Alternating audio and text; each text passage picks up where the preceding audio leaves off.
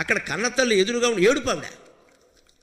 నాకేమో ఇక్కడ ధారణ నడుస్తోంది, అన్నీ గుర్తు చేసుకోవాలి. కాగితం లేదు, కలం లేదు, ఫోన్ లేదు, అన్నీ బుర్రలో ఉన్న 750 పద్యాలు వరుసగా, ఇందులో వ్యాఖ్యానాలు ఏం లేవు, చెప్పడమే.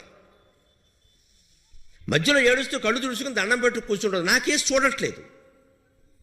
నేను మధ్యలో మధ్యాహ్నం భోజన విరామోత్సవుడు కిందికి వెళ్ళి అమ్మకి దండం పెట్టి, అమ్మ ఏంటమ్మా నేను అక్కడ అన్నీ అప్పగిస్తున్నాను, నువ్వు ఆనందంగా ఉండాలి కదా అంటే, నువ్వు బాగుండాలరా, బుర్ర పగిలిపోతుందేమో అని ఏడుస్తున్నారా అని చెప్పింది ఆవిడ.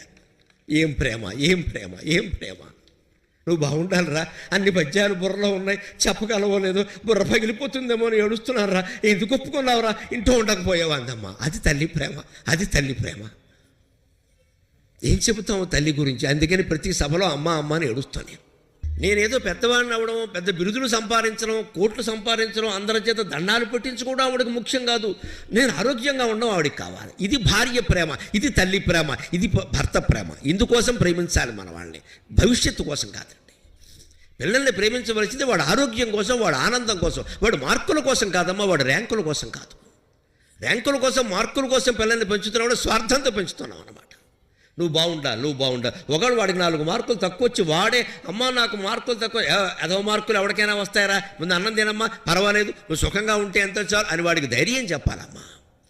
ఇంకా కష్టపడు, ఇంకా కష్టపడు. ఏం కష్టపడమంటారు 6 ఏళ్ల పిల్లవాడిని? వాళ్ళు ఎందుకు పెంచుతున్నాం? మనం సంస్కారం కోసమా, లేకపోతే మన గొప్పల కోసమా? ఇంత తాపంతో ఉన్నారు ఇవాళ విద్యార్థులు. పోని వాడు ఇంజనీరింగ్ అయ్యాకైనా సుఖపడ్డాడు, అప్పుడు లేదండి. ఇవాళ ఉద్యోగాల సమస్య, ఉద్యోగం రావడం సమస్య. బీటెక్ అయింది, ఎంటెక్ అయింది, ఉద్యోగం రాదు. బెంగళూరులో కూర్చుంటాడు, చెన్నైలో కూర్చుంటాడు, హైదరాబాద్లో కూర్చుంటాడు, ఎవరింటోనో ఉంటాడు, వండుకొని తింటాడు, ఉద్యోగం రాదు. పోనీ వచ్చిన ఉద్యోగం ఉంటుందా? రోజుకి 1600 ఉద్యోగాలు పోతున్నాయేమో సాఫ్ట్వేర్లో ఇవాళ. Per day 1600. ఏమైపోవాలి? ఇది జీవితంలో తాపం అంటే ఇది. ఇంకా వాళ్ళ సంసారాలు ఎలా ఉన్నాయో మీకే తెలుసు. ఈ తాపంలో పడి అవి ఏమవుతున్నాయో అందరికీ తెలుసు. వీరెక్కడ ఉద్యోగం, వారెక్కడో ఉద్యోగం, ఫోన్లో తప్పితే మాట్లాడుకుందుకు లేదు, చికాకులు, గొడవలు. ఇది గ్రీష్మతాపం, భీష్మతాపం అని ఎందుకంటున్నాడు గణపతి మునంటే ఇది.